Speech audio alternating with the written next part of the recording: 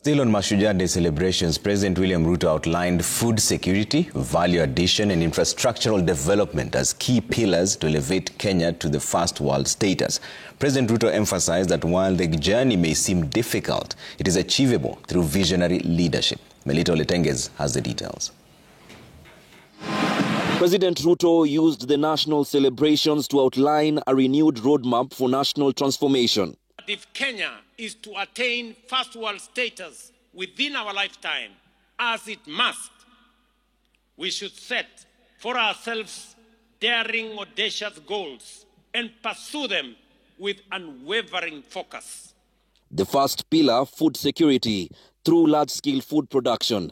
President Ruto revealed that the country spends over 500 billion Kenya shillings annually to import food, a trend that he says is unsustainable if the country is to transform.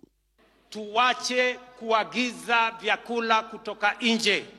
Inawezekana tuzalishe chakula ya kutosha Kenya. Tunatumia zaidi ya bilioni 500 kila mwaka kuagiza chakula kutoka nje. Ni lazima sasa tuwe na pesa ya kutengeneza dams ama mabwawa ya maji 50, yale yanaitwa mega dams, ndio tuweze kuzalisha chakula kutokana na kunyunyiza maji mashamba yetu. The second pillar is value addition through industrialization, shifting Kenya from an importer to a producer and exporter of finished goods. We need to generate more energy. We cannot industrialize. We cannot be a manufacturing country if we have only 2,300 megawatts of energy. We need to generate, at the minimum, 10,000 megawatts so that we can power our industries. We can power our agro-processing and value addition and create products that we are going to export to the markets that we have already negotiated. President Ruto added that to power these industries, sufficient energy will be a priority investment area for the government.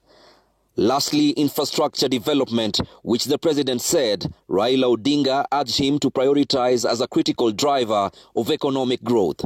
The late Raila Odinga told us you cannot be a progressive first world country without first world infrastructure.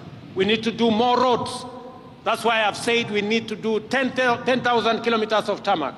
We need to do more dualing of roads. We need to do our airports. We need to do infrastructure that is going to support the progress and the prosperity of our nation. While acknowledging the enormity of the task, President Ruto maintained that it is within reach.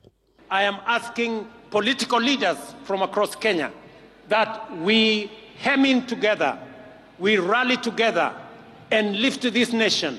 Kenya is ripe for transitioning from a third world country to a first world country because we have what it takes and we have the resources that will lift this country forward. He also disclosed that he has been in consultation with former President Uhuru Kenyatta and other leaders in aligning towards these shared national goals. Kenya's potential has hardly been scratched on the surface. That is the message of President William Ruto.